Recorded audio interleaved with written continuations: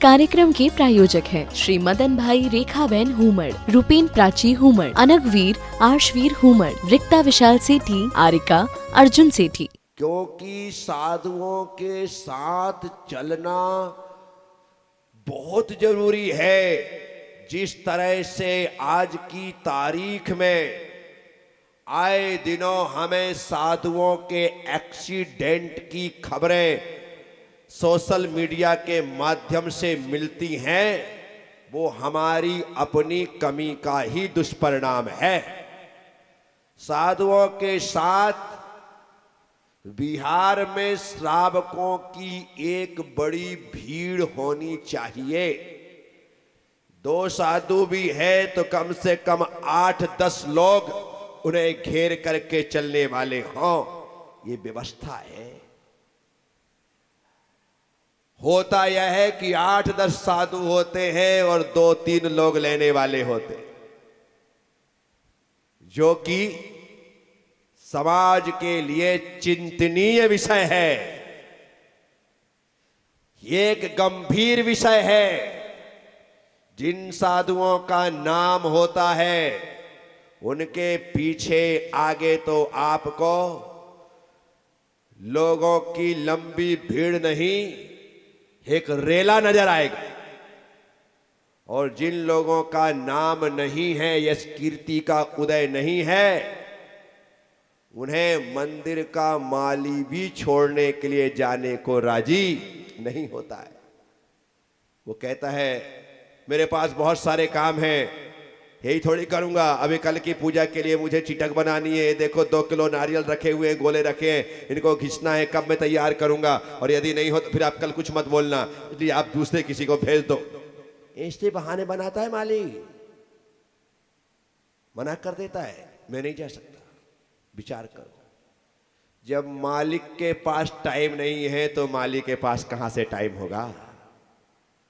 साथियों, ये गंभीर विषय।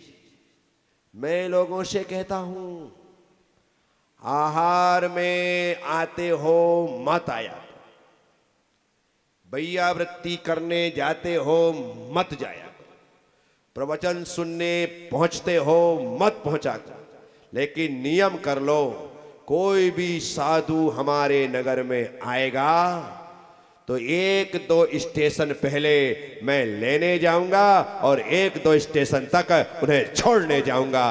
बस आपने इतना भी कर लिया तो मैं गारंटी देता हूं, सारे साल भर मंदिर में अभिषेक पूजा करके जो जितना पुण्य कमाएगा, तुम साधु का विहार करवा करके उतना पुण्य एक दिन में कमा लोगे। उतना भगवान पार्श्वनाथ स्वामी पर कमठ ने उपसर्ग किया। उपसर्ग को दूर किसने किया? किसने किया? धरणेन्द्र पद्मावती ने। ये तो उनको श्रेय मिलना था। क्या मिलना था? कि उस समय सौधर्म इंद्र की नींद नहीं खुली। अन्यथा जिसने गर्भ कल्याणक, जन्म कल्याणक, दीक्षा कल्याणक बड़े ठाठ से मनाए हों और भगवान के ऊपर उपसर्ग हो रहा है और उसका ख्याल नहीं आया, सो गया बेचारा। ईशान इंद्र ने पड़ोस में होने के बाद भी जगाया नहीं। सनत कुमार महेंद्र इंद्र ने किसी प्रकार का कॉल नहीं किया, भैया क्या देख रहे हो, भगवान पार्श्वनाथ पर उपसर्ग हो रहा है, ऐसे तो आप पीछे पीछे भागते हो, हम सबको दौड़ाते हो। अब उन्होंने भी खबर नहीं। ऊपर के ब्रह्म ब्रह्मोत्तर लांटव कापिश शुक्र महासुख सता सहसत आनंद प्राणत आरण अच्युत, इन स्वर्गों के देवताओं ने भी कुछ नहीं किया। वो भवनवासी, व्यंतरवासी, ज्योतिषी देवता भी देख नहीं पाए। भगवान पर 7 दिन तक उपसर्ग होता रहा, घोर उपसर्ग होता रहा। पत्थर बरसाए गए, ओले बरसाए गए, अग्नि बरसाई गई। जो कर सकता था उससे ज्यादा उसने किया। धरणेन्द्र पद्मावती एकदम अपने अवधिक ज्ञान से जानते हो, जिन्होंने नमोकार मंत्र सुना करके हमारा उद्धार किया, आज उन प्रभु पर उपसर्ग हो रहा है। वे तत्क्षण निकल करके आए और आकर के उन्होंने भगवान के उपसर्ग को दूर करने में सहयोग प्रदान किया और उसका लाभ उन्हें आज तक मिल रहा है। उसका लाभ उन्हें, मैं कहता हूं ना, जो मौके में चौका लगा दे वो हीरो, और जो मौके पे आउट हो जाए वो जीरो। जरूरत है लगा चौका।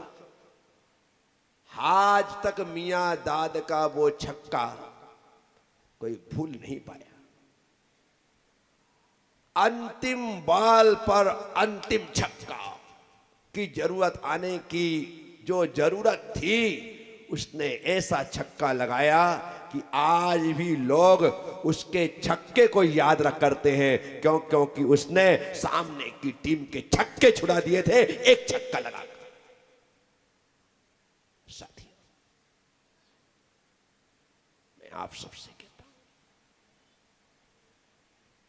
साधुओं का विहार हमारे माध्यम से, धर्मेंद्र पद्मावती ने उपसर्ग दूर करने में सहयोग प्रदान किया। बस आप लोग भी धर्मेंद्र और पद्मावती बनकर के रास्तों में साधुओं के ऊपर आने वाले वाहनगत उपसर्गों को, दुष्टगण उपसर्गों को दूर करने में सहयोगी बनो और कलयुग के धर्मेंद्र पद्मावती बनो। बस यही एक भावना, ये आपको करना पड़ेगा।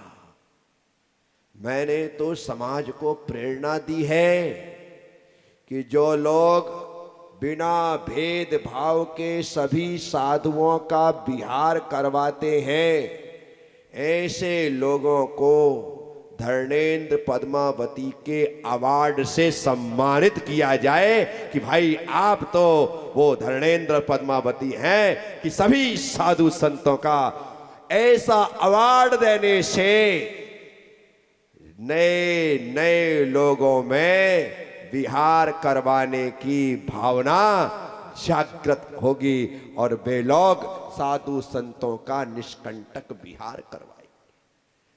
तो नगर में साधुओं के आने की खबर, उसके बाद जब वो आ रहे हैं तो उन्हें विहार करवा करके लाने के लिए तैयार, यह भैया वृत्ति है। नगर में साधु आए तो अब कोशिश करना कि उनका ज्यादा से ज्यादा लाभ ले सको।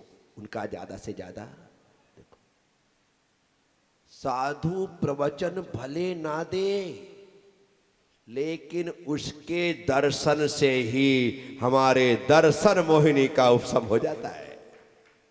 इसीलिए दर्शन ही पर्याप्त है। प्रवचन लाभ नहीं मिला, दर्शन लाभ तो मिला। प्रवचन लाभ नहीं मिला, आहार दान का लाभ तो मिला। प्रवचन लाभ नहीं मिला, उनके साथ विहार करने का लाभ तो मिला। प्रवचन लाभ नहीं मिला, उनके साथ 10 मिनट बैठने का लाभ तो मिला। जो मिल जाए वह बहुत है। तो आप उनकी सेवा करें। आचार्य कुंद स्वामी कह रहे हैं, नगर में साधु आ गए, अब आप उनकी वैयावृत्ति कैसे करें? बोले आहार देकर। कैसे करें? आहार देकर। आहार देने से पहले उनकी प्रकृति को जाने। उनकी प्रकृति आचार्य कह रहे यहां पर, जानिच्चा अनयाराणम जानिच्चा, उस अनगार आदि मुनियों की प्रकृति को जानकर नित्यम नित्य निरालस्या आलस रहित होकर के उनकी वैयावृत्ति करनी चाहिए। उनकी प्रकृति को जान लो कि वे स्वस्थ हैं, अस्वस्थ हैं, वात से, पित्त से, कफ से, किससे पीड़ित हैं या किसी प्रकार की उन्हें कोई शिकायत नहीं है। वो बाल है, युवा है, वृद्ध है, नव दीक्षित है, दीर्घ दीक्षित है, ये सब कुछ जानना पड़ता है। नई नई दीक्षा ली है तो अभी उनके लिए चर्या कठिन है। धीरे धीरे वे अभ्यस्त हो जाएंगे। अभी उनके लिए अनुकूलता जुटाना श्रावक का धर्म होता है। अनुकूलता जुटाना धर्म होता है कि इनकी प्रकृति के अनुकूल यदि मैं आहार करा दूंगा तो निश्चित तौर पर इनकी संयम की साधना जीवन की आखिरी श्वास तक अखंड चलती रहेगी। वो अनुकूलता जुटाना पड़ती है। साधु अपने मुंह से आहार के लिए कहता नहीं है और साधु के अनुकूल आहार के लिए श्रावक कोई कमी छोड़ता नहीं। मैं मुंह से कह नहीं सकता और तुम बिना कहे रह नहीं सकते, तुम्हें कहना पड़ेगा। मेरा कहना दोष का कारण, तुम्हारा नहीं कहना दोष का कारण। तुम यदि नहीं कहोगे तो दोष कहो कि तुम जान रहे हो साधु की भैया वृत्ति कैसे होती है और फिर भी तुम जानबूझ करके इग्नोर कर रहे हो, तो निश्चित तौर पर आप दोषी हो, आप अपराधी। साधु कहे तो अपराधी, श्रावक ना कहे तो। आप अपने कर्तव्य का पालन करें, मैं अपने कर्तव्य का पालन करूं। मेरा मौन रहना भोजन संबंधी कथा में, मेरा मौन रहना ये मेरा कर्तव्य है और आहार संबंधी उस क्रिया में आपका मौन रहना अपराध है और बोलना वह आपका कर्तव्य है, आपका धर्म। साथियों, तो साधु की दीक्षा हुए कितने साल हुए? साल भर, 2 साल, 3 साल नव दीक्षित हैं या 25 साल, 30 साल? वो पुराने हो गए, वो खिलाड़ी हो गए। क्या हो गए? खिलाड़ी हो गए। अब उन्हें कोई टेक्निक सिखाने की जरूरत नहीं पड़ती है, उन्हें सब कुछ आता है। जो नए हैं वो अनाड़ी हैं, नए हैं वो अनाड़ी है और अनाड़ियों को थोड़ा सा सिखाना पड़ता है कि बेटा ऐसा खेल, वैसा वैसा खेल।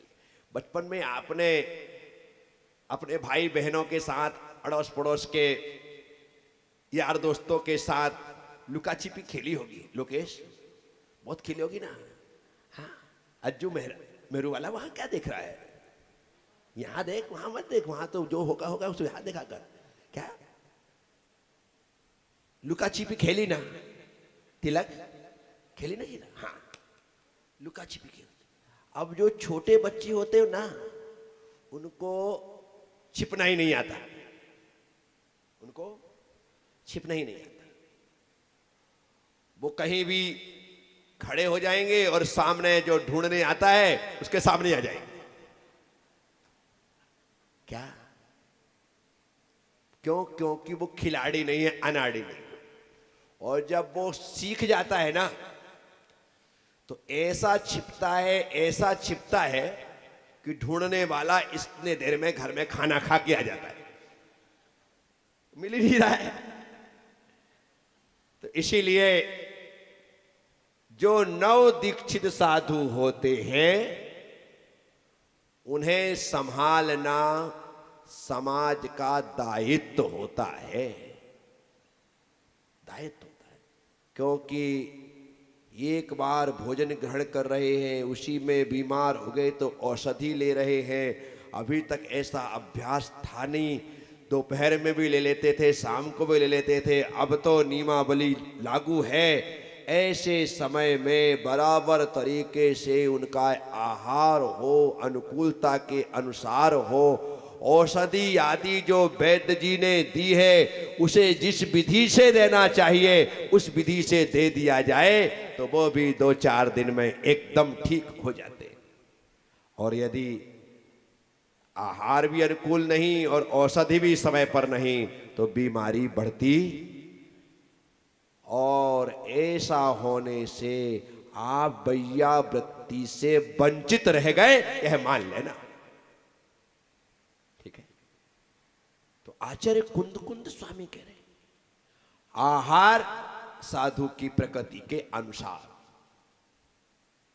ठीक है, आगे। साधु हमारे नगर में है, विहार हो गया, आहार हो गया। इसके बाद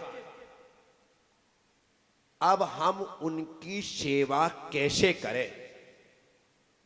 शारीरिक व्याधि है तो शारीरिक व्याधि को दूर करने के लिए जो एक्सटर्नल उपचार हो सकता है, कौन सा? दवाइयों के ऊपर लिखा रहता है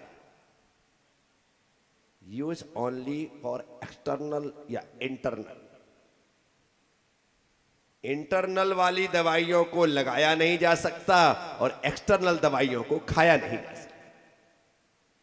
साधु है, उनकी वैयावृत्ति इंटरनल आहार के समय में, और आहार के अलावा जो वैयावृत्ति है वो एक्सटर्नल, आप तेल लगा करके, पैर दबा करके, शीतलोपचार करके, सिकाई करके, इन माध्यम से कर सकते हैं। एक्सटर्नल वैयावृत्ति है और ये करना पड़ती है, ये करना पड़ती है सिर्फ इसलिए ताकि जिसने सन्यास लिया है, जिसने संयम को धारण किया है, वो अपनी बीमारी की वजह से, अपने स्वास्थ्य की वजह से ऐसा ना हो कि उसे रिटायर्ड हार्ट होना पड़े। क्या होना पड़े? रिटायर्ड हार्ट होना पड़े, वो नहीं होना चाहिए। यदि कोई खिलाड़ी खेल के बीच में चोटिल हो जाता है तो रिटायर्ड हार्ट हो जाता है, उसे बीच में छोड़ करके जाना बस। साधु भी यदि ऐसा हुआ, अस्वस्थता की वजह से यदि उसे पिच्छी छोड़नी पड़ी तो समझना वो रिटायर्ड हार्ट हो गया, बाहर चला गया पेवेलियन में, खेल रहा था बढ़िया, चोटिल हो गया। ऐसे समय में जैसी बॉल लगती है, घुटने में, टखने में, सिर में, कहीं भी लगती है, तुरंत टीम दौड़ करके मैदान में और आकर के पहले उसे प्राथमिक उपचार दिया जाता है। क्या किया जाता है? और जब दिखाई देता है कि चोट गंभीर है तो उसे रिटायर्ड हार्ट करके बाहर ले जाया जाता है। साधु संतों की सेवा के लिए भी आप लोगों को ध्यान रखना है। इस कार्यक्रम के प्रायोजक हैं श्री मदन भाई रेखाबेन हुमड़, रूपेन प्राची हुमड़, अनगवीर आर्शवीर हुमड़, रिक्ता विशाल सेठी, आरिका अर्जुन सेठी।